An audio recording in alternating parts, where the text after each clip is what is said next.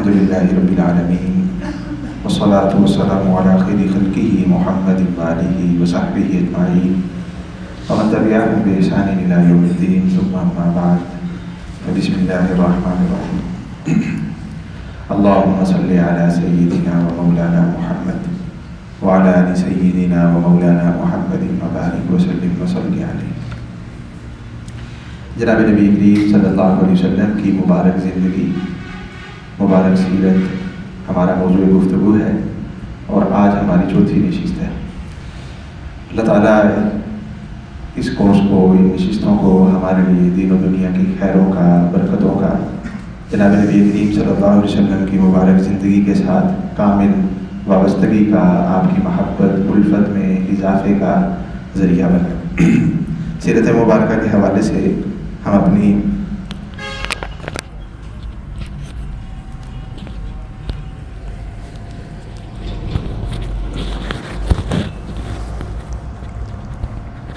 گفتگو میں جناب نبی کریم صلی اللہ علیہ وسلم کے مبارک نسب نامے کو ذکر کر چکے ہیں۔ حضور نبی کریم صلی اللہ علیہ وسلم کی ولادت مبارکہ تک ہم پہنچ چکے ہیں، اور ولادت مبارکہ کے سے پہلے ہم نے آپ کے مبارک سلسلہ نسب کو ذکر کیا، جو یہ موجود ہے آپ کے سامنے۔ میں نے عرض کیا تھا کہ اسے آپ تھوڑا سا اگر یاد کر لیں گے، کم از کم ہاشم تک، ورنہ اگر آپ عدنان تک یاد کر لیتے ہیں، ان کے 4 پشتوں کے بعد پھر آگے حضرت اسماعیل اور آگے حضرت ابراہیم علیہ السلام، اور یہ نسب آدم علیہ السلام تک جاتا ہے، تو اس کی بہت برکتیں ہیں۔ مجھے امید ہے کہ آپ نے کوشش کی ہوگی، یہ آج انشاءاللہ پریزنٹیشن بھی آپ کے پاس آ جائے گی، تو اس میں سب کچھ لکھا ہوا ہے، اسے دیکھ کے آپ یاد کریں، اسے حفظ کرنے کی کوشش کریں۔ تو جناب نبی کریم صلی اللہ علیہ وسلم کی مبارک ولادت سے پہلے اصحاب فیل کا واقعہ پیش آیا، اور اس سال کو جب یہ واقعہ پیش آیا اسے عام الفیل کہتے ہیں۔ عام سال کو کہتے ہیں عربی زبان میں۔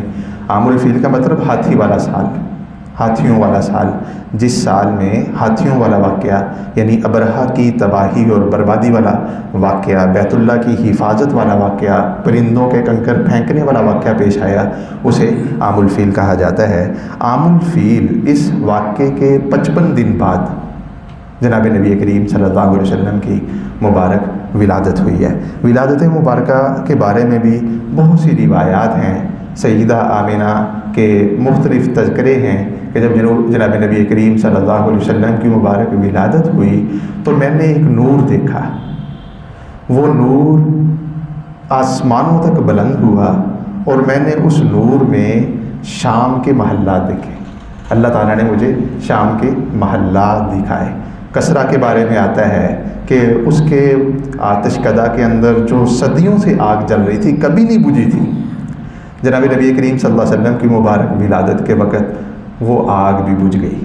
اللہ رب العزت کی طرف سے یہ کچھ اشارات تھے۔ بحیرہ صاوا ایک سمندر ہے، اب یہ دریائے نیل کے قریب، نیل اور فرات کے درمیان میں، اس کا پانی خشک ہو گیا۔ حضور نبی کریم صلی اللہ علیہ وسلم کی مبارک آمد کے وقت کے ان مختلف علامتوں کو، نشانیوں کو ارحاسات کہا جاتا ہے کہ دنیا کے اندر کائنات میں ایک عظیم ہستی، عظیم شخصیت اللہ رب العزت نے مبعوث کی ہے، جس کی وجہ سے اس طرح کے واقعات پیش آ رہے ہیں۔ حضور نبی کریم صلی اللہ علیہ وسلم کی مبارک ولادت ہوئی، اور ولادت کے ساتھ ہی برکات کا ظہور شروع ہو گیا۔ عربوں کے ہاں دستور تھا کہ جب بچے پیدا ہو جاتے، چھوٹے نومولود بچوں کو وہ اپنے شہروں میں نہیں رکھا کرتے تھے، مکہ میں، مدینہ میں، جو بڑے اب یہ کہہ لیجیے کہ نسبتاً زیادہ آبادی والے علاقے تھے، وہاں نہیں رکھا کرتے تھے۔ دستور یہ تھا کہ بچے کی ولادت کے بعد اسے کسی دیہات میں بھیج دیا جاتا تھا، کسی قبیلے کے بھیج دیا جاتا تھا، تاکہ بچہ کھلی فضا کے اندر رہے، اس کی پرورش ہو، اس کے اعضاء بھی مضبوط ہوں، اور اس کے ساتھ ساتھ وہ فصیح اور بلیغ بھی ہو۔ جناب نبی کریم صلی اللہ علیہ وسلم کی جب مبارک ولادت ہوئی ہے، عربوں کے ہاں اسی دستور کے مطابق کچھ دن تک تو آپ کی والدہ ماجدہ نے آپ کو دودھ پلایا، اور ابو لہب کی جو باندی تھی، خادمہ تھی، صوبیہ اس کا نام تھا، اس نے بھی آپ کو دودھ پلایا۔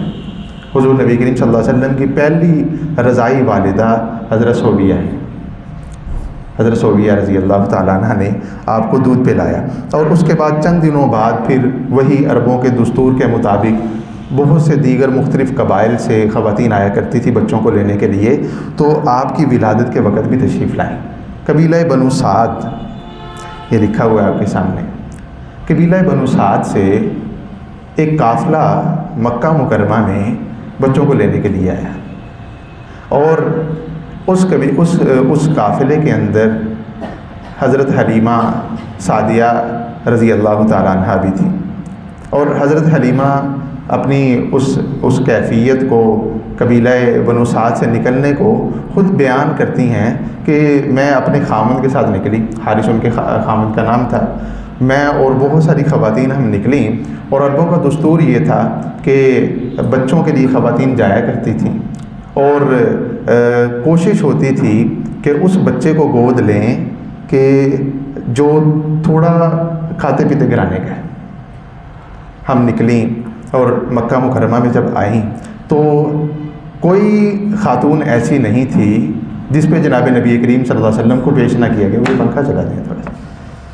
کوئی خاتون ایسی نہیں تھیں کہ جن پہ جناب نبی کریم صلی اللہ علیہ وسلم کو پیش نہ کیا گیا ہو۔ آتی مختلف پتہ چلتا کہ فلاں فلاں گھر کے اندر ولادت ہوئی ہے، تو حضور نبی کریم صلی اللہ علیہ وسلم بھی پیش کیے گئے، میرے اوپر بھی پیش کیے گئے، لیکن جب پتہ چلتا کہ ان کے والد محترم نہیں ہیں، میں نے عرض کیا تھا کہ حضور نبی کریم صلی اللہ علیہ وسلم یتیم پیدا کیے گئے، آپ کے والد محترم کا پہلے ہی انتقال ہو گیا تھا، تو جب پتہ چلتا کہ والد محترم نہیں ہیں تو کوئی بھی حضور نبی کریم صلی اللہ علیہ وسلم کو گود لینے کے لیے تیار نہیں ہے۔ حضرت حلیمہ بھی تیار نہیں، ساری خواتین نے بچے لے لیے، گود لے لیے۔ حضرت حلیمہ رضی اللہ تعالیٰ عنہ کو یہ بات ناپسند لگی کہ ساری خواتین تو بچے لے کے جائیں اور میں خالی ہاتھ جاؤں۔ اس سوچ سے حضور نبی کریم صلی اللہ علیہ وسلم کو اپنے خامن سے مشورہ کیا اور کہا کہ میرا ایسے خالی ہاتھ جانے کو دل نہیں کر رہا، تو میں اس بچے کو گود لینا چاہتی ہوں۔ خامن نے کہا کہ لے لو، اللہ اس میں ہمارے لیے خیر رکھ دے گا۔ حضرت حلیمہ فرماتی ہیں کہ میں نے اللہ کے پیارے محبوب صلی اللہ علیہ وسلم کو جب گود لیا تو گود لینے سے میری تو کل کائنات ہی بدل گئی، میری تو کل کائنات ہی بدل گئی۔ کہتی ہیں کہ جب ہم اپنے ڈیرے پہ آئے اپنے خامند کے ساتھ، تو خود میری اس وقت جب کا یہ واقعہ ہے، مکہ میں اور اس کے قرب و جوار میں قحط پڑا ہوا تھا، خشک سالی تھی، جانور بھی بالکل نحیف کمزور۔ خود بیان فرماتی ہیں کہ ہمارے ساتھ ایک اونٹنی تھی اور ایک ہمارے پاس ایک گدی تھی سفید رنگ، وہ بھی بالکل دبلی پتلی لاغر، اونٹنی بھی بالکل دبلی پتلی لاغر۔ اونٹنی سے اگر دودھ دھونا چاہتے تو ایک قطرہ بھی دودھ کا نہیں نکلتا تھا۔ اور میرا ایک اور بیٹا بھی تھا، چھوٹا، دودھ پیتا، وہ روتا رہتا تھا، میں بھی اس کو دودھ پلانے کے قابل نہیں تھی۔ جب میں نے گود لے لیا، اپنے ڈیرے پہ آئے مکہ کے ساتھ، تو رات ہم نے وہیں گزارنی تھی۔ آ کے میں نے جب سینے کے ساتھ لگایا اللہ کے پیارے محبوب صلی اللہ علیہ وسلم کو دودھ پلانا شروع کیا، تو آپ نے دودھ پینا شروع کر دیا، اور اللہ نے مجھے اتنی ہمت دے دی، میری یہ کیفیت ہو گئی کہ اللہ کے پیارے محبوب صلی اللہ علیہ وسلم نے بالکل سیر ہو کے دودھ پیا۔ اور آپ کے دودھ پینے کے بعد میرے بیٹے کی باری آئی، میرے بیٹے نے دودھ پینا شروع کیا، اور میرے بیٹے نے بھی سیر ہو کے دودھ پیا۔ جب رات ہوئی، میرا بیٹا کئی دنوں کے بعد پہلی مرتبہ سکون سے سوتا نہیں تھا، رات کو نیند آئی، کیونکہ وہ پیٹ بھر کے اس نے دودھ پیا تھا۔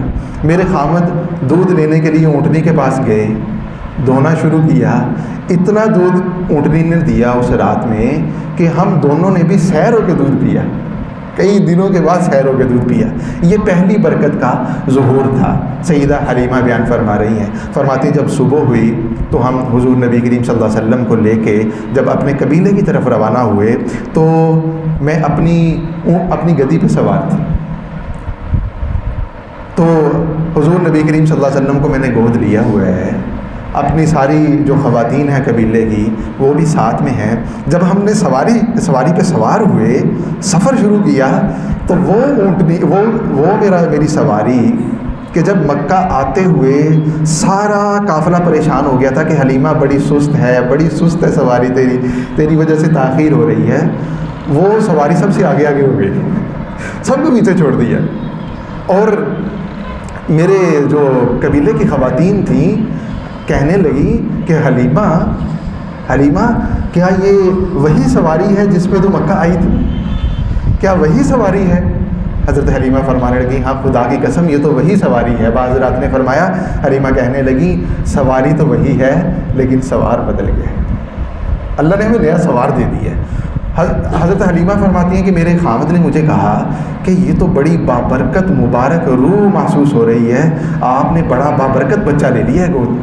حضرت حلیمہ فرماتی ہیں کہ میں بھی یہی محسوس کرتی ہوں. قبیلے تشریف لے آئے تو حضرت حلیمہ فرماتی ہیں ابھی حضور نبی کریم صلی اللہ علیہ وسلم نے بکریاں چرانی شروع نہیں کی، صرف اور صرف قبیلے پہنچے ہیں.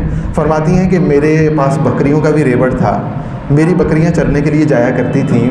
حضور نبی کریم صلی اللہ علیہ وسلم کی تشریف آوری کے بعد، اور بھی بے شمار تفصیلات ہیں، ہم مختصر کر رہے ہیں کہ تشریف آوری کے بعد قحط کا زمانہ تھا. میں نے کل بھی عرض کیا کہ عربوں کے ہاں قحط آتے رہتے تھے، بہت قحط آتے تھے کیونکہ بارشیں بہت کم ہوتی تھیں، پیداوار ہوتی نہیں تھی. مکہ مکرمہ کے اندر زمین ایسی تھی اور بارشیں بھی نہ ہونی، اور جب ہوتی تھی تو سیلاب آ جاتا تھا، جس طرح ہمارے کوہ سلیمان میں ہوتا ہے، یہ کیفیت ہوتی تھی. تو حضرت حلیمہ فرماتی ہیں کہ میری بکریاں جاتی.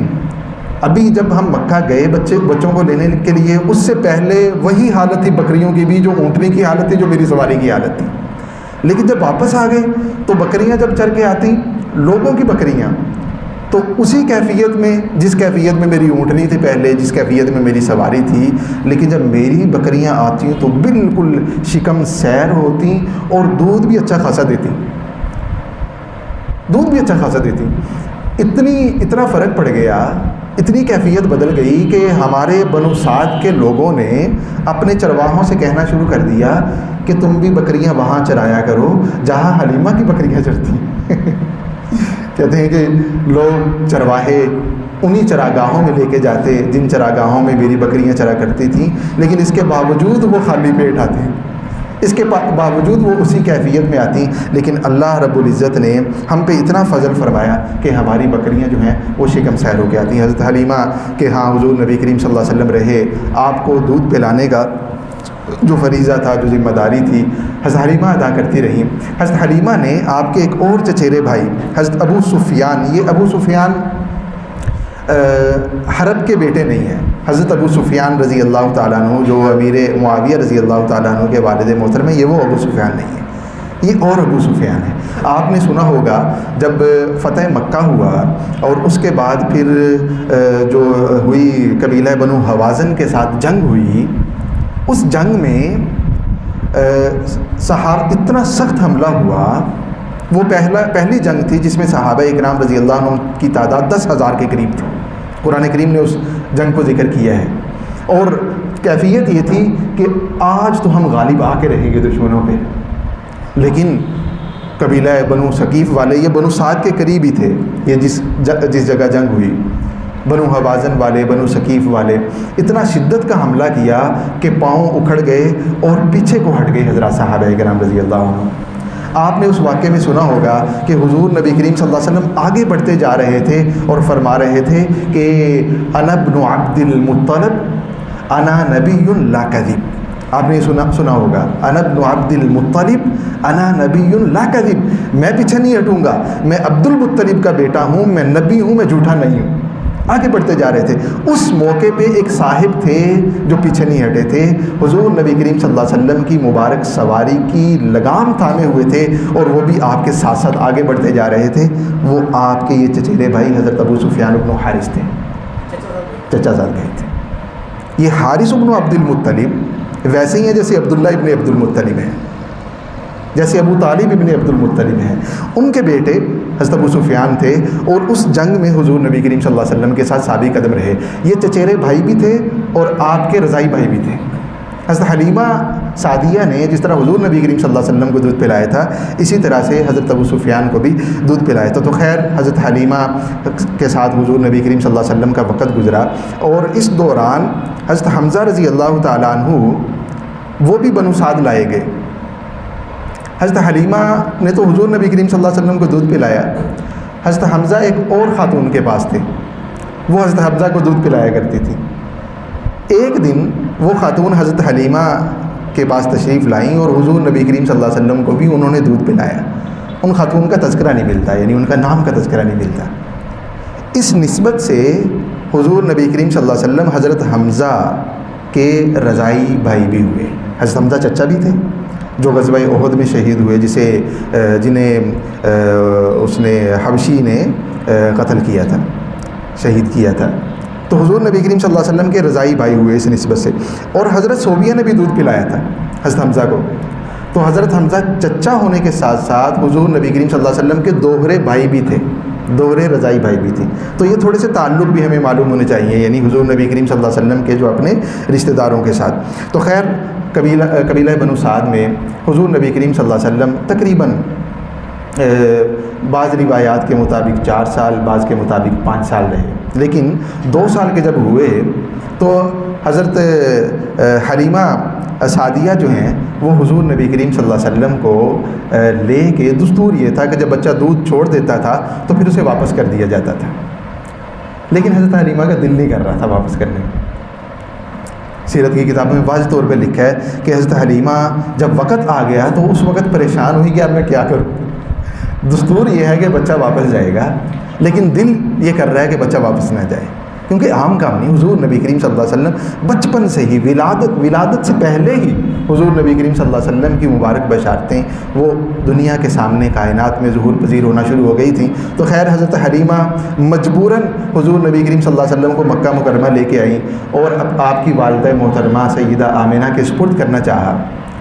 اس وقت بعض کتابوں میں آتا ہے کہ وبا پھیلی ہوئی تھی, بعض میں آتا ہے کہ حضرت حلیمہ نے اظہار کیا کہ صرف حضور نبی کریم صلی اللہ علیہ وسلم سے محبت کی وجہ سے, وہ جو برکات دیکھی تھیں ان برکات کو اپنے گھر میں رکھنے کی وجہ سے حضرت حلیمہ نے فرمایا سیدہ آمنہ سے کہ میں بچے کو لے تو آئی ہوں لیکن میرا دل کرتا ہے کہ میں واپس لے جاؤں, کیونکہ مکہ شہر کی جو یہ وبا ہے یہ کہیں ان کو بیمار نہ کر دیں.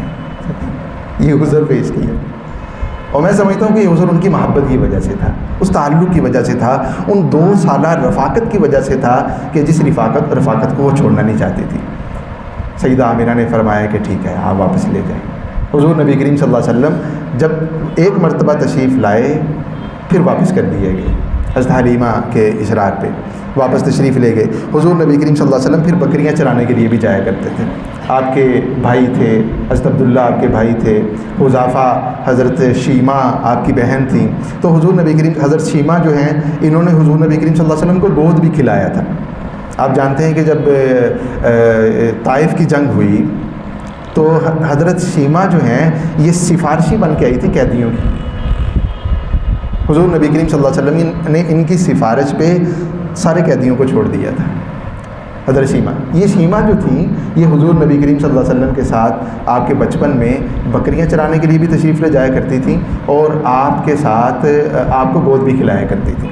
تو خیر حضور نبی کریم صلی اللہ علیہ وسلم بکریاں چرانے کے لیے تشریف لے جانے لگے. ایک دن واقعہ یہ پیش آیا کہ بکریاں چرا رہے ہیں آپ اپنے بھائیوں کے ساتھ, تو کیا دیکھتے ہیں کہ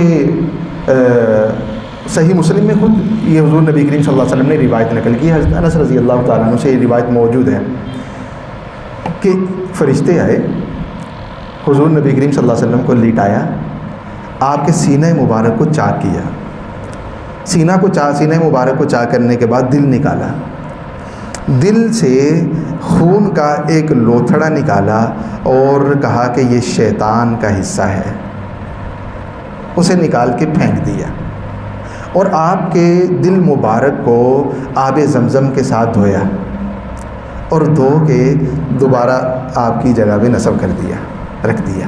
اسے شق صدر کہتے ہیں. شق کہتے ہیں چاک کرنے کو, صدر سینے کو کہتے ہیں. سینہ مبارک چاک کرنے کا واقعہ. بعض روایات کے مطابق یہ 3 سال 4 سال, الگ اختلافی روایات, عمر مبارک کے 3 یا 4 سال یہ والا واقعہ پیش آیا.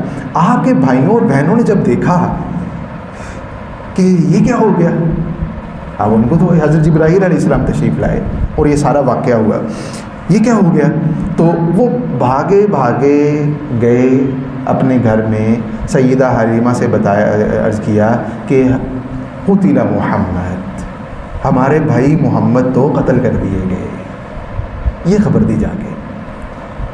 سیدہ حلیمہ گھبرا گئی، ظاہر بات ہے کہ بچے گھبرا گئے، انہوں نے تو دیکھا تھا آنکھوں سے، ڈر گئے۔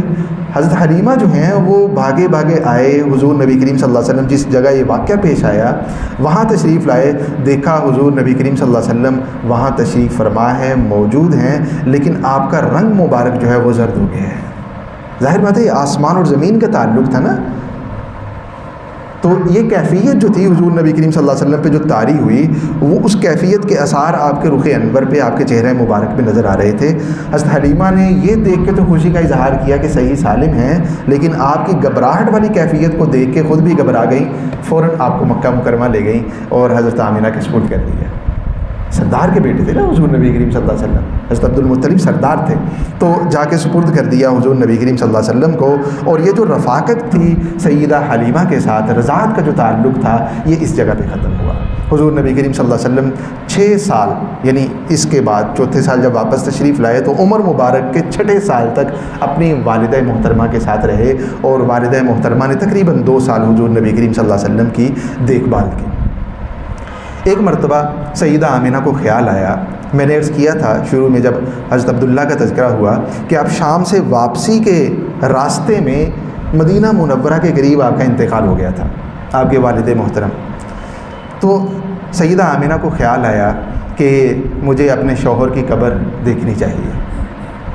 اپنی خادمہ جو حضرت عبداللہ کی باندی تھی ام ایمن، ان کو ساتھ لیا، حضور نبی کریم صلی اللہ علیہ وسلم کو ساتھ لیا، اور اپنے خسر سیدنا عبد المطلب کو ساتھ لیا۔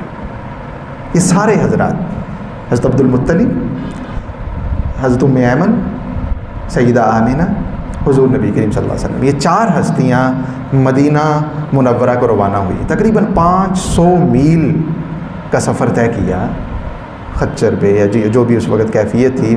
تو جب حضرت عبداللہ کے روضے پہ پہنچے، وہاں کچھ دیر قیام کیا، کیونکہ سسرال تھا ان کا، میکہ تھا سیدہ آمینہ کا مدینہ منورہ، تو کچھ دن وہاں قیام کیا۔ واپسی ہوئی، تشریف لا رہی تھیں، رستے میں ابوا ایک جگہ آتی ہے، مقام ابوا، وہاں سیدہ آمینہ کا انتقال ہو گیا۔ حضور نبی کریم صلی اللہ علیہ وسلم یتیم پیدا ہوئے۔ آپ کی والدہ محترمہ اس وقت جب آپ کی مبارک عمر 6 سال تھی، بس دنیا سے پردہ فرما گئی، وہیں تدفین ہوئی۔ ام ایمن کے جناب سیدنا عبد المطلب کے سپرد کیا اور راہی اجل ہوئی اس دنیا کو۔ حضور نبی کریم صلی اللہ علیہ وسلم اس اعتبار سے دیکھیں تو دوہرے یتیم ہیں، والد محترم بھی نہیں ہے، والدہ بھی اس وقت جب بچے 6 سال کی عمر تو کوئی عمر نہیں ہے، والدہ محترمہ۔ حضور نبی کریم صلی اللہ علیہ وسلم کو اس کیفیت میں رکھ کے ہم آگے دروس میں دیکھیں گے، اللہ تعالیٰ نے حوصلہ دیا یتیموں کو، اللہ نے حوصلہ دیا ان لوگوں کو جو بے سہارا پیدا ہوتے ہیں، جو بے سہارا ہوتے ہیں، جو دنیا والوں کی نظر میں ان کا سہارا اللہ کی ذات ہوتی ہے۔ حضور نبی کریم صلی اللہ علیہ وسلم امام الانبیاء ہیں، بڑے بڑے سلاطین اور فرمان روا حضور نبی کریم صلی اللہ علیہ وسلم ان کو مخاطب کیا، ان کو دعوت دی، اور ان خطوں میں اسلام پہنچا جہاں اس وقت کی سپر طاقتیں تھیں۔ تو خیر حضور نبی کریم صلی اللہ علیہ وسلم کی والدہ محترمہ کا انتقال ہوا۔ آپ دیکھیں عالم یجد کا یتیمن فآوا، یتیم ہے نا توہرے، لیکن اللہ رب العزت نے کیسے نوازا کہ آپ نے تمام انبیاء کی امامت کی۔ اللہ نے اپنے پاس 7ویں آسمان سے بھی اوپر عرش پہ بلایا، حضور نبی کریم صلی اللہ علیہ وسلم کو تحفے تحائف دیے۔ تو خیر حضور نبی کریم صلی اللہ علیہ وسلم کی والدہ محترمہ کا انتقال ہوا تو جناب عبد المطلب آپ کو مکہ مکرمہ لے آئے واپس۔ حضور نبی کریم صلی اللہ علیہ وسلم کے دادا جان آپ کا بہت خیال رکھتے تھے، بڑا محبت کا، بڑی الفت کا، اپنائیت کا تعلق تھا۔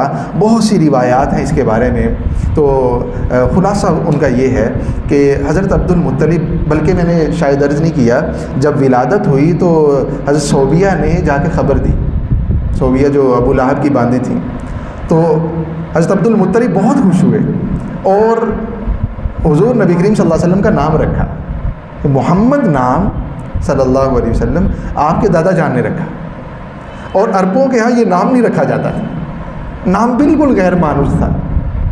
حضرت عبد المطلب نے آپ کا نام رکھا، آپ کی والدہ محترمہ نے آپ کا نام احمد رکھا تھا، محمد نام آپ کے دادا جان حضرت عبد المطلب نے رکھا۔ تو خیر جب انتقال ہو گیا والدہ محترمہ کا، عبد المطلب لے آئے مکہ مکرمہ میں، حضور نبی کریم صلی اللہ علیہ وسلم کا بہت خیال رکھتے تھے، اور آتا ہے کہ حضرت عبد المطلب چونکہ سردار تھے، جب بیت اللہ میں تشریف لے جاتے آپ کے لیے بچھونا بچھایا جاتا تھا، آپ کے لیے فرش بچھایا جاتا تھا، اور اس پہ جلفہ افروز ہوتے تھے، جلالت بہت زیادہ تھی، وجاہت بہت زیادہ تھی۔ ہم ابرہہ کے واقعے میں ذکر کر چکے ہیں۔ آپ کے جو بیٹے تھے وہ آپ کے ارد گرد حلقہ بنا کے بیٹھا کرتے تھے، کسی بیٹے کی جرت نہیں ہوتی تھی کہ اس فرش میں بیٹھیں جو جناب عبد المطلب کے لیے بچھایا گیا ہے۔ حضور نبی کریم صلی اللہ علیہ وسلم جب تشریف لاتے تو آپ اپنے دادا جان کے پاس چلے جاتے تھے، فرش میں بیٹھ جاتے تھے، یعنی وہ جو بچھونا بچھایا ہوا ہے، وہ جو چٹائی بچھائی ہوئی ہے، وہ جو مصلی بچھایا ہوا ہے، اس پہ جلوہ افروز ہوتے تھے۔ جب آپ جاتے اس چٹائی پہ تو آپ کے جو چچا ہوتے تھے وہ آپ کھینچتے، کہتے یہ تو عبد المطلب کے لیے ہے، آپ کے دادا جان کے لیے ہے، یہ تو ابا جان کے لیے ہے، آپ اس پہ نہیں بیٹھ سکتے۔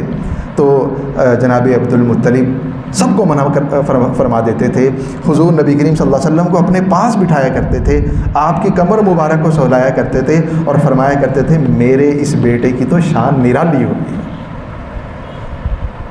جناب عبد المطلب بہت پیار کیا کرتے تھے۔ حضور نبی کریم صلی اللہ علیہ وسلم 8 سال 2 ماہ 10 دن کے تھے جب جناب عبد المطلب کا بھی انتقال ہو گیا۔ تیہرے، جسے آپ یہ کہہ لیجیے کہ 3 طرح سے یتیم، جو پرورش میں لیا والدہ محترمہ نے انتقال ہو گیا، آپ کے دادا جان نے پرورش میں لیا ان کا بھی انتقال ہو گیا۔ حضور نبی کریم صلی اللہ علیہ وسلم کو انتقال کے وقت جناب عبد المطلب نے اپنے بیٹے ابو طالب کے سپرد کیا۔ جناب ابو طالب حضور نبی کریم صلی اللہ علیہ وسلم کے والد محترم جناب عبداللہ کے سگے بھائی تھے، سگے بھائی، کئی شادیاں کرتے تھے، عربوں کے ہاں دستور تھا، سرداران کی کئی شادیاں ہوتی تھیں۔ تو حضور نبی کریم صلی اللہ علیہ وسلم کے والد محترم عبداللہ کی والدہ بھی وہی تھیں جو آپ کے چچا ابو طالب کی والدہ تھیں۔ حضور نبی کریم صلی اللہ علیہ وسلم کو جناب ابو طالب کے سپرد کیا، راہی اجل ہوئے۔ جناب ابو طالب نے حضور نبی کریم صلی اللہ علیہ وسلم کی پرورش کی، آپ کی دیکھ بھال کی 40 سال تک، اور آپ کی دیکھ بھال کا، پرورش کا حق ادا کیا، اور بہت زیادہ محبت کرتے تھے۔ حضور نبی کریم صلی اللہ علیہ وسلم کو جس نے بھی گود میں لیا، جس نے بھی اپنی پرورش میں لیا، وہ حضور نبی کریم صلی اللہ علیہ وسلم پہ فدا ہو گیا۔ آپ کی پرورش اتنی محبت اپنائیت سے کی کہ دل کرتا ہے کہ انہی کے تذکرے کرتا چلا جائے انسان۔ جناب ابو طالب میں عرض کر رہا تھا کہ قحط بہت زیادہ پڑتا تھا عربوں کے ہاں، حضور نبی کریم صلی اللہ علیہ وسلم جناب ابو طالب کی کفالت میں تھے، اس وقت بھی قحط پڑا، خشک سالی آ گئی، اور بالکل چراگاہیں یہ ختم ہو گئی، پانی چشمے خشک ہو گئے۔ لوگ اکٹھے ہو کے آئے جناب ابو طالب کے پاس کہ دعا کریں، کوئی صورت بنائیں کہ یہ خشک سالی اور قحط ختم ہو۔ جناب ابو طالب گھر سے نکلے، ایک بچے کا ہاتھ تھاما ہوا، اور بچے بھی ساتھ تھے، ہاتھ ایک کا تھاما ہوا تھا، لائے اور کعبۃ اللہ میں کعبہ کی دیوار کے ساتھ اس بچے کو کھڑا کر دیا، پشت کعبۃ اللہ کی دیوار کے ساتھ لگا دی، اور اللہ سے دعا کی۔ کہتے ہیں کہ کوئی آسمان پہ بالکل آثار نہیں تھے بارش کے، بادل آئے اور یکا یک بارش ہونے لگی، اتنی بارش ہونے لگی کہ ہر طرف سبزہ ہی سبزہ ہو گیا۔ اس کے بعد جناب ابو طالب جو ہیں وہ لوگوں کی طرف متوجہ ہوئے، اور وہ جملہ کہا، وہ شعر کہا جس کی وجہ سے جناب ابو طالب کو سب سے پہلے نعت گو شاعر ہونے کا اعزاز اور شرف حاصل ہے۔ فرمایا وَأَبْيَضُ يُسْتَسْقَى الْغَمَامُ بِوَجْهِهِ ثَمَالُ الْيَتَامَى وَعِصْمَةٌ لِلْأَرَامِلِ۔ یہ ہے خوبصورت چہرہ، یہ بارشیں جو ہو رہی ہیں نا، یہ خوبصورت پیارا حسین وجیح چہرہ ہے جن کا وسیلہ دے کے اللہ سے بارشوں کے، بادلوں کے برسنے کی دعا کی جاتی ہے۔ ثمار الیتامى، آپ تو یتیموں کے ٹھکانے ہیں، وعصمۃ للارامل، اور جو بیوہ خواتین ہیں ان کے محافظ ہیں۔ یہ جناب ابو طالب نے. اسی شعر کی وجہ سے کہا جاتا ہے کہ یہ سب سے پہلے نعت گو شاعر ہیں. جناب ابو طالب کی کفالت میں رہے حضور نبی کریم صلی اللہ علیہ وسلم، اور اس کے ساتھ جب 12 سال کی عمر ہوئی آپ کی زندگی کے مختلف مراحل ہیں. آج ہم انشاءاللہ بعثت مبارکہ تک لے کے جائیں گے اسے.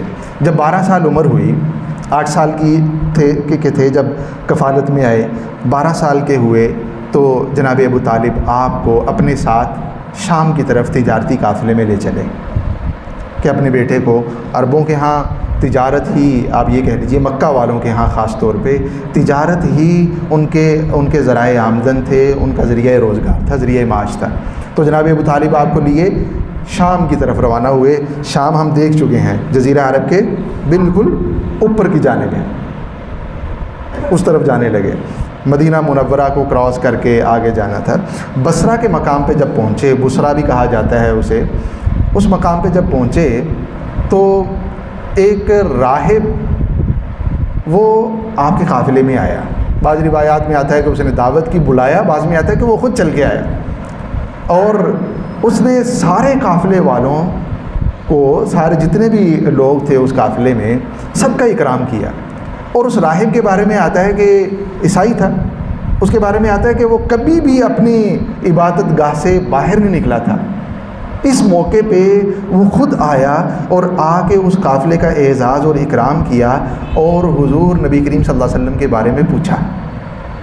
آپ سے ملاقات ہوئی، دیکھا، ملاقات کی. جناب ابو طالب کو کہا کہ یہ بڑی شان والا بچہ ہے، اسے اللہ رحمت للعالمین بنائیں گے، اسے اللہ نبوت اور رسالت سے سرفراز کریں گے. جناب ابو طالب نے کہا کہ آپ یہ بات کیسے کہہ سکتے ہیں؟ انہوں نے فرمایا کہ میں نے دیکھا جب آپ نے یہ گھاٹی جو ہے اس سے آپ اترے تو کوئی درخت ایسا نہیں تھا، کوئی ٹیلا ایسا نہیں تھا، کوئی چیز ایسی نہیں تھی جو آپ کے اعزاز اور اکرام میں جھکی نہ ہو. اور یہ جو جھکاؤ ہے یہ صرف انبیاء کے لیے ہوتا ہے اور کسی کے لیے نہیں ہوتا.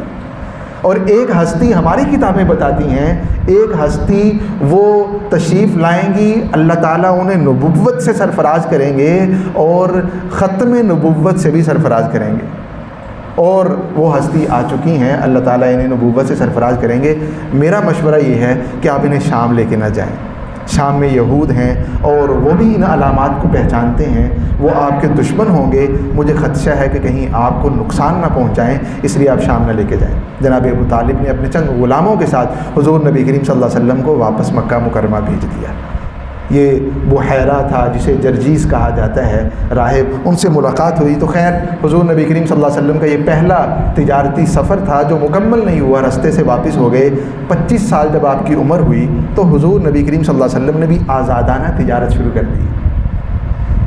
آزادانہ تجارت. حضور نبی کریم صلی اللہ علیہ وسلم تجارتی قافلوں کے ساتھ تشریف لے جایا کرتے تھے، شام بھی، یمن بھی، عمان بھی، ہم نے بات کی پہلے. تو آپ تجارتی قافلوں کے ساتھ تشریف لے جانے لگے. مکہ مکرمہ کی ایک بڑی آپ یہ کہہ لیجیے کہ صاحب ثروت خاتون تھیں، جن کو اللہ تعالیٰ نے وجاہت بھی بہت زیادہ عطا کر رکھی تھی، شرف بھی بہت زیادہ عطا کر رکھا تھا اور مال و دولت بھی بہت زیادہ عطا کر رکھا تھا. عربوں کے یہاں دستور یہ تھا کہ سب کا اکثر و بیشتر مکہ کے رہنے والے تجارت کیا کرتے تھے. تو یہ خاتون جو تھیں یہ بھی تجارتی خاتون تجارت کیا کرتی تھیں. اور تجارت کا طریقہ یہ ہوتا تھا کہ مزاربت کرتے تھے. رقم ایک ہی ہوتی تھی اور دوسرا محنت کرتا اور جو منافع ہوتا تھا اس کو تناسب کے اعتبار سے تقسیم کیا کرتے تھے. تو ان خاتون میں حضور نبی کریم صلی اللہ علیہ وسلم کے جب فضائل کو سنا، آپ 25 سال کی عمر تک صادق اور امین کے لقب سے معروف ہو چکے تھے. حضور نبی کریم صلی اللہ علیہ وسلم کی صداقت اور امانت کو سنا چاہتا تھا تو پیغام بھیجا کہ میں آپ کے ذریعے سے تجارت کرنا چاہتی ہوں. حضور نبی کریم صلی اللہ علیہ وسلم ان خاتون کا سامان لے کے شام روانہ ہوئے اور انہوں نے اپنا ایک غلام بھی حضور نبی کریم صلی اللہ علیہ وسلم کے ساتھ روانہ کیا. جب واپس تشریف لائے تو پہلے سے بہت زیادہ منافع ہوا اور حضور نبی کریم صلی اللہ علیہ وسلم کے اوصاف، کمالات جو اس خادم نے دیکھے، جو اس غلام نے دیکھے، اس نے آ کے اپنی مالکہ سے بیان کیے کہ یہ تو ایسے ہیں، یہ ایسے ہیں، یہ اتنے باکردار ہیں، بااخلاق ہیں، صداقت اور امانت کے پیکر ہیں اور اتنا زیادہ ہمیں نفع ہوا ہے. حضرت خدیجہ رضی اللہ تعالی عنہ وہ خاتون تھیں، اور غلام میسرہ تھا جس کے ذریعے سے یہ ساری معلومات آپ کو حاصل ہوئیں، بہت متاثر ہوئیں۔ روایات میں آتا ہے کہ حضرت خدیجہ رضی اللہ تعالی عنہ کے شوہر کا انتقال ہو گیا تھا، اور مکہ کے بڑے سرداران نے کوشش کی تھی کہ یہ خاتون ہم سے شادی کر لیں، آپ کو پیغامات بھیجے گئے تھے، لیکن حضرت خدیجہ رضی اللہ تعالیٰ عنہ نے شادی نہیں کی۔ حضور نبی کریم صلی اللہ علیہ وسلم کے جو کمالات سامنے آئے، خود پیغام بھیجا اپنی خادمہ کے ذریعے سے، نفیسہ اس کا نام تھا، نفیسہ نام تھا، اس کے ذریعے سے پیغام بھیجا حضور نبی کریم صلی اللہ علیہ وسلم کو شادی کا۔ تو حضور نبی کریم صلی اللہ علیہ وسلم نے اپنے چچاؤں سے مشاورت کے بعد حضرت خدیجہ رضی اللہ تعالیٰ عنہ سے نکاح کی حامی بھر لی، نکاح ہو گیا۔ یہ پہلا نکاح ہے حضور نبی کریم صلی اللہ علیہ وسلم کا، جب آپ کی مبارک عمر 25 سال تھی اور حضرت خدیجہ رضی اللہ تعالیٰ عنہ کی عمر جو ہے اس وقت 40 سال تھی۔ جب تک حضرت خدیجہ رضی اللہ تعالیٰ عنہ حیات رہیں، آپ نے دوسری شادی نہیں کی، اور حضور نبی کریم صلی اللہ علیہ وسلم کی ساری اولاد حضرت ابراہیم سے ہٹ کے، حضرت ابراہیم کے علاوہ آپ کے جو بیٹے تھے، ان کے علاوہ بقیہ ساری بیٹیاں 5 اور 2 بیٹے، یہ حضرت خدیجہ رضی اللہ تعالیٰ عنہ کے وطن سے تھے۔ حضرت خدیجہ رضی اللہ تعالیٰ عنہ کی بہت صفات بیان فرمایا کرتے تھے حضور نبی کریم صلی اللہ علیہ وسلم، اور بڑے احسانات تھے۔ حضرت خدیجہ رضی اللہ تعالیٰ عنہ نے حضور نبی کریم صلی اللہ علیہ وسلم کا دفاع، آپ کی یہ کہہ لیجئے کہ آپ کے ساتھ کھڑا ہونا، اور جو ایک گویا کہ اوصاف ہو سکتے ہیں، خصوصیات ہو سکتی ہیں، حضور نبی کریم صلی اللہ علیہ وسلم کا سہارا بننے کے لیے جن چیزوں کی ضرورت ہو سکتی ہے، حضرت خدیجہ رضی اللہ تعالیٰ عنہ نے کیا، اور حضور نبی کریم صلی اللہ علیہ وسلم بھی بڑا خوبصورتی سے آپ کا تذکرہ فرمایا کرتے تھے۔ حضرت خدیجہ رضی اللہ تعالیٰ عنہ سے جب آپ کا نکاح ہو گیا تو میں نے اولاد کا بھی تذکرہ کیا۔ ایک واقعہ پیش آیا جس نے حضور نبی کریم صلی اللہ علیہ وسلم کے تذکرے کو اور بھی زیادہ بڑھا دیا جزیرہ عرب میں، مکہ مکرمہ اس سے باہر۔ وہ کیا تھا؟ وہ کعبۃ اللہ کی تعمیر تھی۔ خانہ کعبہ کی تعمیر حضور نبی کریم صلی اللہ علیہ وسلم کی نبوت سے پہلے 2 مرتبہ ہوئی۔ ایک مرتبہ جب آپ کی مبارک عمر تقریباً 12 سے 15 سال کے درمیان تھی، اور دوسری مرتبہ جب آپ 35 سال کے تھے۔ ہم یہ جو واقعہ ابھی ذکر کر رہے ہیں یہ دوسری تعمیر کا ہے۔ میں نے عرض کیا کہ یا تو قحط سالی رہتی تھی جزیرہ عرب میں، یا بارشیں ہوتی تھیں، اور اتنی بارشیں ہوتی تھیں کہ سیلاب کی کیفیت بن جاتی تھی۔ مکہ مکرمہ کے ادھر ادھر پہاڑ ہیں مضافات میں، تو ایک سیلاب کی کیفیت بن جاتی تھی۔ حضور نبی کریم صلی اللہ علیہ وسلم کی مبارک عمر جب 35 سال تھی، اس وقت بھی یہی ہوا۔ بیت اللہ کی عمارت پوشیدہ ہو چکی تھی، اور سیلاب آیا، اس کی وجہ سے وہ اور بھی آپ یہ کہہ لیجیے کہ شکست اور ریخت کا شکار ہو گئی۔ طے کیا مکہ والوں نے کہ ہم اس گھر کو دوبارہ تعمیر کریں گے، مشورہ کیا، اور خانہ کعبہ کی تعمیر پہ سب کا اتفاق ہوا۔ ساتھ میں اس بات پر بھی اتفاق ہوا کہ ہر قبیلہ ایک حصے کو تعمیر کرے گا، حصے تقسیم کر لیے، اور یہ جو تعمیر ہے اس میں صرف حلال رقم استعمال ہوگی، حلال پیسہ استعمال ہوگا، سود کا، اسی طرح سے ظلم اور جبر کے ذریعے سے حاصل کیا ہوا، اسی طرح سے سٹے کے ذریعے سے حاصل کیا ہوا، جتنی بھی حرام کمائی ان کو وہ بھی حرام سمجھتے تھے۔ عربوں کے ہاں ہم تذکرہ کریں گے انشاءاللہ موقع ملا کہ جس طرح وہ لڑائی جھگڑا اور بہت سی منفی ان کے اندر چیزیں تھیں، ان کے ہاں اچھے اوصاف بھی تھے، سچ بولتے تھے ہمیشہ۔ آپ نے ابو سفیان کا تذکرہ پڑھا جب ہرقل کے سامنے تھا، ہم تذکرہ کر چکے ہیں۔ سردار ہونے کے باوجود، سب سے بڑے مخالف ہونے کے باوجود ہرقل کے سامنے کھڑے ہو کے بولا سچ ہی ہے، کہا کہ ہم سب سے عالی نسب ہیں، ہم سے وعدے کے سچے اور پکے ہیں۔ تو عربوں کے ہاں بہت سے اچھے اوصاف بھی تھے۔ تو خیر یہ انہوں نے اتفاق کیا کہ تعمیر ہم نے کرنی ہے، حلال پیسے سے تعمیر شروع ہوئی۔ حضور نبی کریم صلی اللہ علیہ وسلم نے بھی اس تعمیر میں حصہ لیا، آپ نے پہلی تعمیر میں بھی حصہ لیا۔ اپنے چچا حضرت عباس رضی اللہ عنہ کے ساتھ حضور نبی کریم صلی اللہ علیہ وسلم پتھر لاتے تھے پہاڑوں سے تاکہ اس خانہ کعبہ کی تعمیر میں۔ تو خانہ کعبہ اتنی مبارک بابرکت جگہ ہے کہ تمام کے تمام انبیاء اکرام علیہ السلام کا تعلق رہا اس گھر کے ساتھ، اور حضور نبی کریم صلی اللہ علیہ وسلم نے اس کی تعمیر میں حصہ لیا۔ اپنی مبارک زندگی میں نبوت سے پہلے 2 مرتبہ کم از کم تعمیر شروع ہوئی۔ تو ہر قبیلہ اپنے اپنے حصے کو تعمیر کر رہا ہے۔ تو جب ایک حد تک دیواروں کو اٹھا چکے اور حجر اسود اس کو اپنی جگہ پہ رکھنے کا موقع آیا، تو حجر اسود ظاہر بات ہے کہ ملت ابراہیمی پہ عربوں کے ہاں بہت سے لوگ تھے، وہ اس گھر کی فضیلت کو بھی جانتے تھے، زمزم کی فضیلت کو بھی جانتے تھے اور حجر اسود کی فضیلت کو بھی جانتے تھے۔ اب قبیلے جو ہیں وہ مختلف ہیں، اس سے تعمیر کر رہے، حجر اسود ایک قبیلے کے حصے میں آ گیا وہ کہتا ہے کہ میں اس کو اپنی جگہ پہ رکھتا ہوں، لیکن دوسرے قبائل نے کہا کہ یہ تو ایک اضافی فضیلت ہے، اور ان کے ہاں فخر تو بہت زیادہ تھا کہ اگر انہوں نے نصب کر دیا تو یہ تو ہم پہ بہت فخر کریں گے کہ ہم نے نصب کیا تھا، تعمیر تو سب نے برابر کی ہے۔ تو دیگر قبائل کو اعتراض ہوا اور اس بات پہ سارے اڑ گئے کہ ہر کوئی کہنے لگا کہ حجر اسود تو میں نے رکھنا ہے، یہ اپنی جگہ پہ میں رکھوں گا تاکہ یہ فضیلت مجھے حاصل ہو۔ قریب تھا کہ لڑائی ہو جاتی، تلواریں نکل آتی، خون خرابہ ہو جاتا۔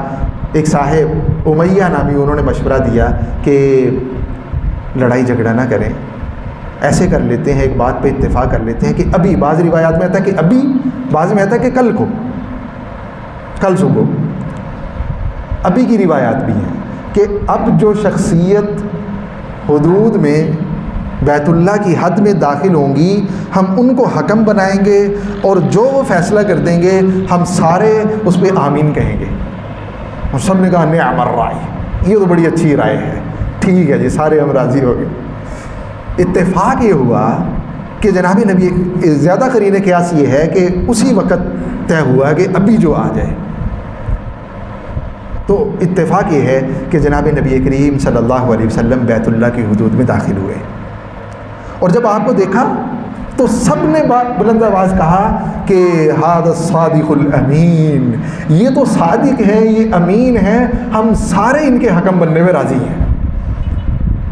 ہو سکتا ہے کہ اگر کوئی اور شخصیت آتی، ان کا بھی تعلق کسی نہ کسی قبیلے سے ہونا تھا، تو اعتراض ہوتا، لیکن حضور نبی کریم صلی اللہ علیہ وسلم کی تشریف آوری پہ کسی کو کوئی اعتراض نہیں ہوا، سارے خوش ہوئے اور آپ صلی اللہ علیہ وسلم کو حکم بنایا۔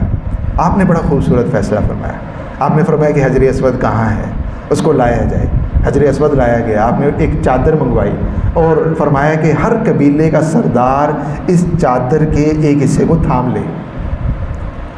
سب نے چادر کو تھام لیا، کافی سارے لوگ بھی پکڑ سکتے ہیں کہ چادر کو کونوں سے، درمیان سے، اور حضور نبی کریم صلی اللہ علیہ وسلم نے اپنے دستے مبارک سے حجر اسود کو چادر کے درمیان میں رکھا اور فرمایا کہ اب سارے اس کو اب اس کے مقام تک لے کے آؤ۔ سب کو موقع دے دیا، سارے لے کے، آپ گویا کہ سب نے ہی نصب کیا، سارے وہاں لے کے آپ نے فرمایا کہ اس کو اونچا کرو، اٹھاؤ، اپنی جگہ تک اٹھاؤ۔ سارے سرداران نے اس چادر کو بلند کیا، حضور نبی کریم صلی اللہ علیہ وسلم نے اپنے دستے مبارک سے حجر اسود کو اٹھایا اور اس کی جگہ پہ رکھ دیا۔ یہ گویا کہ لڑائی کا دروازہ بند کر دیا، یہ جو سینکڑوں لوگوں کا خون خرابہ ہونا تھا حضور نبی کریم صلی اللہ علیہ وسلم نے اس کے آگے بند باندھ دیا۔ اس فیصلے کا چرچا ہوا، تذکرہ ہوا، اور حضور نبی کریم صلی اللہ علیہ وسلم کی شہرت، آپ کی صداقت اور امانت، اور اسی طرح سے آپ کے مبارک اوصاف جو ہیں وہ عربوں کے ہاں زبان زد عام ہو گئے۔ حضور نبی کریم صلی اللہ علیہ وسلم نبوت ملنے سے پہلے ہی ایک آپ یہ کہہ لیجئے کہ سوشل ورکر کے طور پہ، دوسروں کے خیر خواہ کے طور پہ، دوسروں کا احساس رکھنے والی ہستی کے طور پہ ہر انسان کے سامنے آ چکے تھے۔ جب نبوت ملی، ابو جہل بھی آپ کی تکذیب نہیں کرتا تھا۔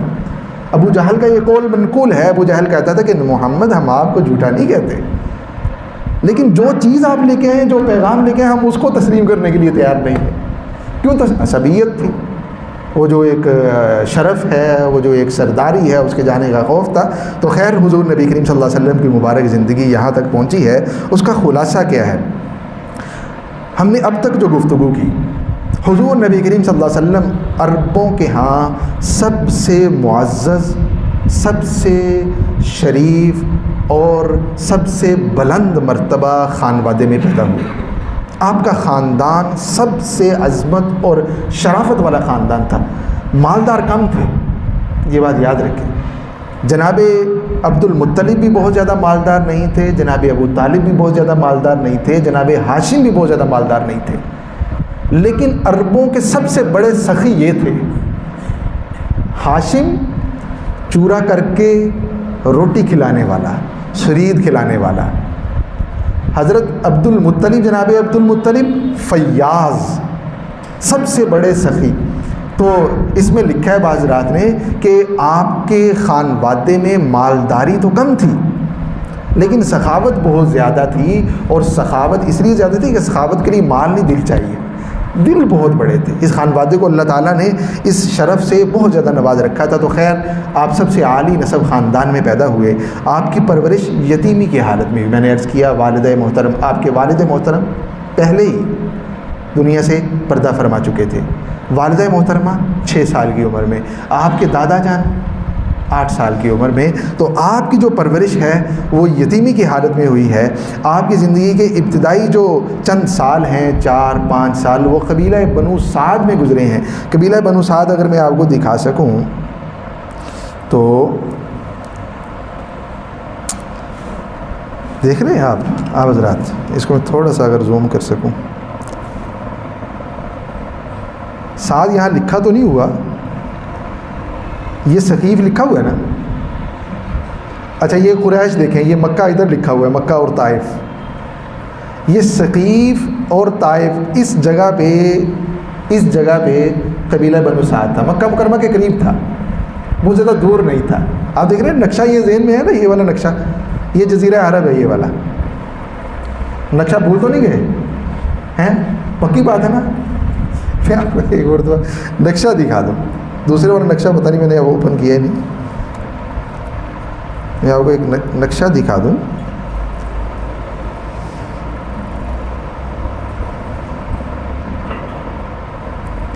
یہ جو نقشہ ہے اس کو آپ ہمیشہ ذہن میں رکھیں، یہ دنیا کا، پوری دنیا کا نقشہ ہے یہ والا، دیکھ رہے ہیں نا؟ یہ جانب جو ہے یہ مشرق ہے، یہ مغرب ہے، یہ شمال ہے اور یہ جنوب ہے، یہ والا، ٹھیک ہے؟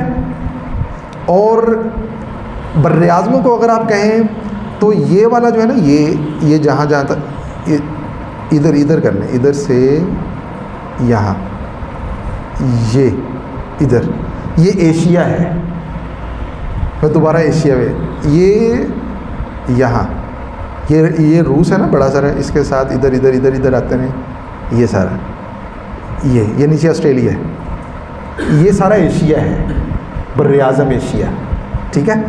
یہ یورپ ہے، چھوٹا مطلب یہاں چھوٹا سا نظر آ رہا ہے یہ جو ہے نا یہ یورپ ہے۔ اچھا یہ افریقہ ہے، یہ والا، یہ یہاں سے آپ دیکھ رہے ہیں یہ نیچے کو جا رہا ہے، یہ سارا، یہ ریڈ سی ہے یہ والا جہاں پہ ابھی لیزر ہے، یہ افریقہ ہے، 3 بر اعظم ہو گئے۔ اچھا یہ امریکہ ہے، یہ والا سارا شمالی اور جنوبی، یہ اوپر والا شمالی ہے اور نیچے والا جنوبی، کیونکہ نیچے کی جانب جنوب ہے نا، اوپر ہم نے کہا شمال ہے، تو یہ شمالی امریکہ ہے اور یہ جنوبی امریکہ ہے۔ کتنے ہو گئے؟ 4 ہو گئے بر اعظم۔ 5واں بر اعظم آسٹریلیا ہے، یہ آسٹریلیا، ٹھیک ہو گیا۔ پیچھے کتنے رہ گئے؟ 2 رہ گئے، کل 7 بر اعظم ہے نا جی۔ یہ شمالی انٹارکٹک ہے اور یہ جنوبی برف ہے ساری، جنوبی انٹارکٹک ہے، ٹھیک ہے۔ جزیرہ نما عرب جو ہے وہ کس بر اعظم میں ہے؟ افریقہ میں ہے، امریکہ میں ہے، یورپ میں ہے، ایشیا میں ہے یا آسٹریلیا میں ہے؟ ہاں جی، کس بر اعظم میں؟ ہاں جی ایشیا میں ہے۔ جزیرہ نما عرب جو ہے وہ کس جگہ پہ ہے جی؟ ایشیا میں ہے، اور ایشیا میں نے عرض کیا کہ یہ اس کی ایشیا سب سے بڑا بر اعظم ایشیا ہے، یہ انڈونیشیا، مالیشیا وغیرہ ہیں، یہ سارا، ٹھیک ہے۔ یہ ہے جزیرہ نما عرب، کلیئر؟ اس کو ہم تھوڑا سا زوم کر لیتے ہیں،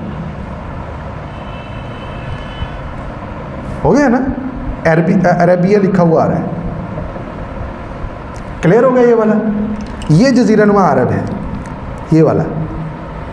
جب جزیرہ نما عرب بولتے ہیں تو اسے یہ والی پٹی مراد ہوتی ہے، بس یہ والا حصہ جو 7 ممالک ہیں، سعودی عرب، یمن، عمان، کویت، بحرین، متحدہ عرب امارات اور کویت، قطر۔ کلیئر ہے؟ بات کیا چل رہی تھی؟ بات چل رہی تھی بنو سعد کی۔ اچھا میں وہ آپ کو دوسرا نقشہ دکھا رہا ہوں، وہ یہ ہے۔ اب دیکھیں ابھی آپ کو پتہ چلے گا کہ یہ کس جگہ پہ ہے، پورا نقشہ آپ نے دیکھ لیا۔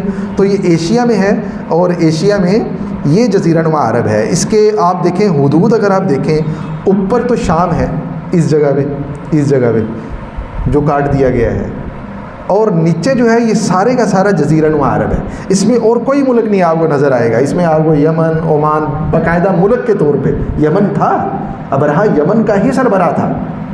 عمان بھی تھا، ابھی بھی لکھا ہوا آ رہا ہے، دیکھیں آ رہا ہے نا جی.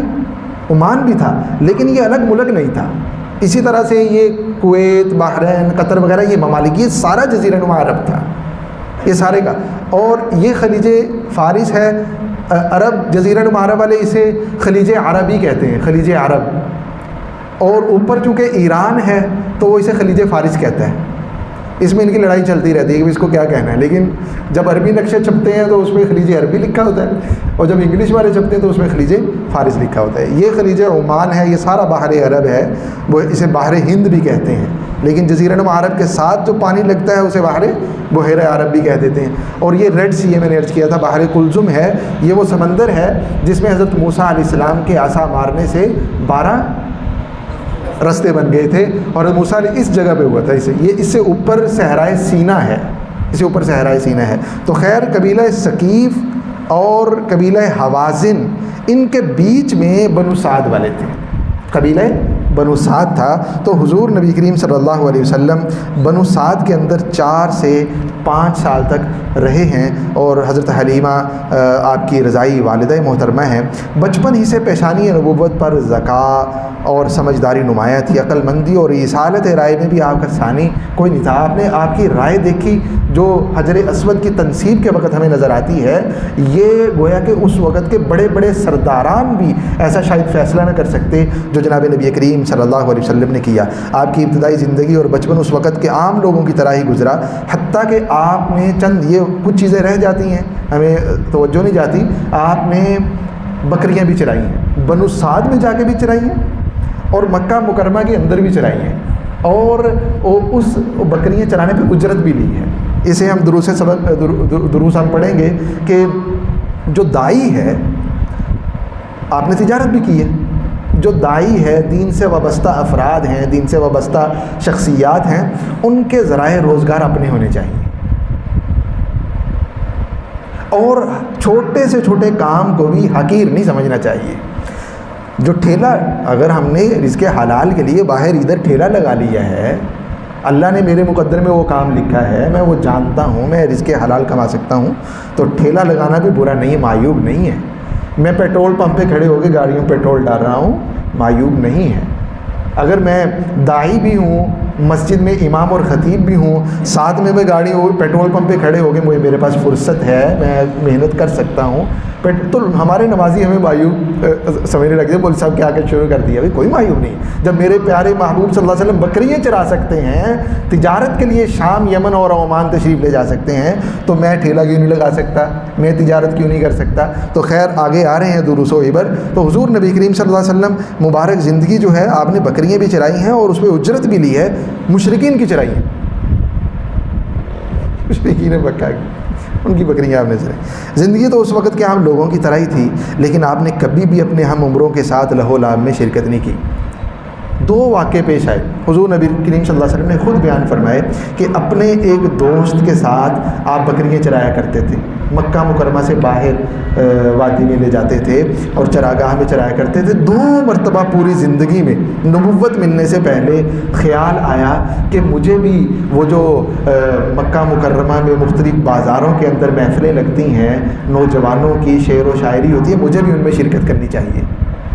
اپنے دوست کے سپرد اپنا ریوڑ کیا اور فرمایا کہ میں آج رات مکہ مکرمہ میں گزاروں گا، صبح واپس آ جاؤں گا. حضور نبی کریم صلی اللہ علیہ وسلم جب نکلے، تشریف لائے، مکہ میں داخل ہوئے تو آپ نے باجا بجنے کی آواز سنی. پوچھا کیا ہے، بتایا گیا کہ فلاں کی فلاں سے شادی ہو رہی ہے. آپ نے یہ بات سنی، تشریف لے جا رہے تھے، آگے مجلس میں شرکت کرنی تھی. اللہ تعالیٰ نے اسی جگہ نیند طاری کر دی.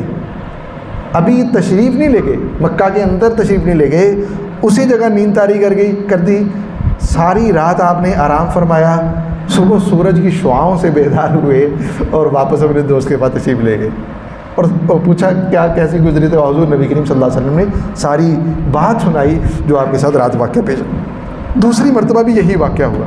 دوسری مرتبہ بھی جب آپ تشریف لے گئے اپنے دوست سے اجازت لے کے, تو دوسری مرتبہ بھی اللہ تعالیٰ نے نیند طاری کر دی, اور پھر کبھی بھی اپنے ہم عمروں کی طرح لہو لعب میں جو بے جا اور بے مقصد قسم کی مجالس ہوتی ہیں ان میں شرکت کرنے کا خیال بھی نہیں آیا. 2 مرتبہ خیال آیا, اللہ نے شرکت نہیں کرنے دی آپ کے رستے میں. اسی لیے کہتے ہیں کہ گناہ کے موقع کا نہ ملنا یہ بھی اللہ کا احسان ہوتا ہے. گناہ کی صورتوں کا پتہ نہ ہونا یہ بھی اللہ کا احسان ہوتا ہے. گناہ ہونا, اس سے توبہ طائب ہو جانا, یہ اللہ کا بڑا فضل ہے. لیکن کسی کو پتہ ہی نہیں ہے کہ گناہ کی یہ شکل بھی دنیا میں موجود ہے. یہ اللہ کا بہت بڑا احسان ہوتا ہے. تو حضور نبی کریم صلی اللہ علیہ وسلم کے ساتھ یہ 2 واقعات پیش آئے. آپ اپنی جوان عمری میں ہی صادق اور امین, درست معاملگی, وفائے عہد اور پاکیزہ زندگی کے حوالے سے معروف ہو چکے تھے. آپ کا جو نکاح ہوا آپ کے مطالبے پہ نہیں ہوا, آپ کو پیشکش آئی تھی. سیدہ خدیجہ رضی اللہ تعالیٰ عنہ ایسی خاتون صاحب ثروت بھی تھیں, شرف بھی تھا, اعزاز بھی تھا, اور خاندان کی عالی نسبی بھی تھی. اس کے باوجود آپ کو پیغام بھیجا, مطلب یہ تھا کہ حضور نبی کریم صلی اللہ علیہ وسلم میں وہ اوصاف موجود ہیں جو آپ کے ہم عمروں میں اس خطے کے اندر موجود نہیں ہیں. حضور نبی کریم صلی اللہ علیہ وسلم کے اوصاف تھے. نبوت سے پہلے بالترتیب 12-25 سال کی عمر میں آپ نے 2 مرتبہ شام اور بصرہ کا سفر کیا. نبوت سے کچھ عرصہ قبل اللہ نے آپ کے دل میں خلوت, گوشہ نشینی کی محبت ڈال دی تھی. آپ کے دادا جناب عبد المطلب بھی ہیرا تشریف لے جایا کرتے تھے. روایات میں آتا ہے کہ جناب عبد المطلب بھی موحد تھے, غار ہیرا میں جا کے وہ بھی عبادت کیا کرتے تھے. تحنف جو حضور نبی کریم صلی اللہ علیہ وسلم کے حوالے سے کیفیت آتی ہے. اور حضور نبی کریم صلی اللہ علیہ وسلم بھی جب 40 سال سے قریب پہنچے تو اللہ رب العزت نے خلوت آپ کے دل میں ڈال دی اور غار ہیرا تشریف لے جایا کرتے تھے. اللہ تعالیٰ کی قدرت میں, مظاہر فطرت میں, باری تعالیٰ کی پیدا کی ہوئی کائنات کے اندر حضور نبی کریم صلی اللہ علیہ وسلم غور و فکر فرمایا کرتے تھے. نبوت سے پہلے کے آپ کے اوصاف اس چارٹ میں ہیں, انہیں آپ دیکھیے. یعنی آپ دیکھیں گے ابھی جب پہلی وحی نازل ہوئی اس کے بعد جب حضور نبی کریم صلی اللہ علیہ وسلم تشریف لائے ہیں, اب کل کے سیشن میں ہم یہ چیزیں شروع کریں گے. اتر کر ہیرا سے سوئے قوم آیا, یہ دیکھیں, اتر کر ہیرا سے سوئے قوم آیا, کل ہمارا عنوان ہوگا انشاءاللہ. تو حضور نبی کریم صلی اللہ علیہ وسلم کے مبارک اوصاف کی شہرت ایسی تھی کہ جب پہلی وحی نازل ہوئی, گھبراہٹ کی کیفیت میں سیدہ خدیجہ رضی اللہ تعالیٰ عنہ کے پاس تشریف لائے تو آپ کی تسلی کے لیے ان اوصاف کا تذکرہ کیا جو زبان زد عام تھے. سیدہ خدیجہ نے یہ نہیں فرمایا تھا کہ آپ تو ہیرا میں جا کے اعتکاف کرتے ہیں, آپ تو روزے رکھتے ہیں, آپ اللہ کے ساتھ اتنی راز و نیاز کرتے ہیں, اللہ آپ کو ضائع نہیں کرے گا. بلکہ فرمایا تھا کلا واللہ لا یخزیک اللہ ابدا انک لتصل الرحم وتحمل الکل وتکسب المعدوم وتقری الضیف وتعین علی نوائب الحق.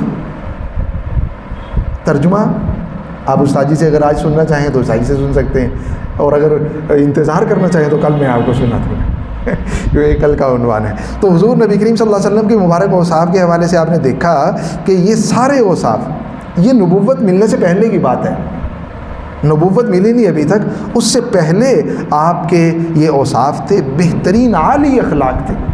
وَإِنَّكَ لَعَلَىٰ خُلُقٍ عَظِيمٍ, اللہ رب العزت کی شہادت ہے, ذات باری تعالیٰ جس نے کائنات کو پیدا کیا اس ذات کی شہادت ہے کہ اخلاق کی بلندی کا اور اخلاق کی رفعت کا جو بھی مقام اور مرتبہ ہو سکتا ہے آپ سب سے عالی مرتبے پہ فائز ہیں.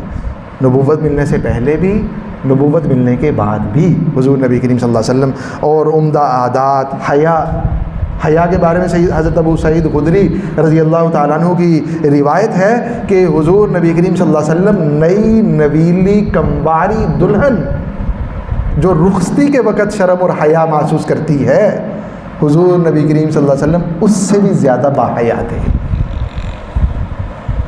اس سے زیادہ باحیا تھے.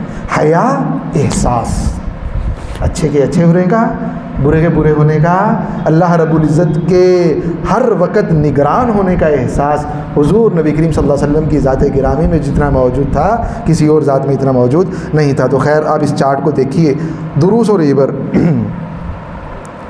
تو اس کو اسباق پڑھ لیں ابھی، یہ اس کو کل کر لیں، اس کو ہم انشاءاللہ کل کر لیں گے.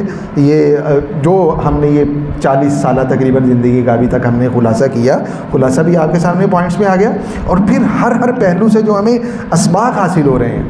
حضور نبی کریم صلی اللہ علیہ وسلم کے یتیم پیدا ہونے میں جو اسباق ہیں، آپ کے بکریاں چرانے میں جو اسباق ہیں، آپ کے تجارت کرنے میں جو اسباق ہیں، آپ کے تجارت کے لیے مختلف ممالک میں جانے کے میں جو اسباق ہیں، حجر اسود کی جو خانہ کعبہ کی جو تعمیر ہے، تنصیب ہے حجر اسود کی، اس میں جو اسباق ہیں، مبارک زندگی کے ایک ایک پہلو میں جو ہمیں موٹے موٹے اسباق ملتے ہیں، ہم ان کا تذکرہ انشاءاللہ کل پہ چھوڑتے ہیں. کل ان کا تذکرہ کریں گے اور اس کے بعد پھر پہلی وحی سے انشاءاللہ آغاز کریں گے. تھوڑا سا ہم دیکھیں گے بھی جزیرہ عرب میں اس وقت مذاہب کون کون سے پائے جاتے تھے، تاکہ ہم اس بات کو طے کر سکیں کیا نئے مذہب کی ضرورت تھی، اور ضرورت تھی تو کیوں ضرورت تھی. کیا پہلے مذاہب جو ہیں وہ مردہ ہو چکے تھے، کیا ان کی زندگی ختم ہو چکی تھی، ان کی حرارت ختم ہو چکی تھی، وہ انسانیت کی رہنمائی نہیں کر پا رہے تھے، اس لیے نئے مذہب کی ضرورت پیش آئی. ہم اس پہ انشاءاللہ تھوڑی بات کر کے پھر ہم غار حرا اور پھر اتر کر حرا سے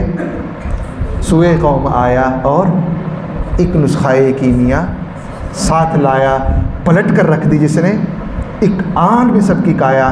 رہا ڈرنا بیڑے کو موجے بلا کا، ادھر سے ادھر پھر گیا رخ ہوا کا. انشاءاللہ ہم کل اس پہ گفتگو کریں گے. ابھی کسی کا کوئی سوال ہے کر لیں، اس کے بعد انشاءاللہ ہم سیشن ختم کر لیں. جی شاباش. جی اگر سوال نہیں ہوگا تو ہم انشاءاللہ آگے چلیں گے، تھوڑا سا ٹائم تو ہے.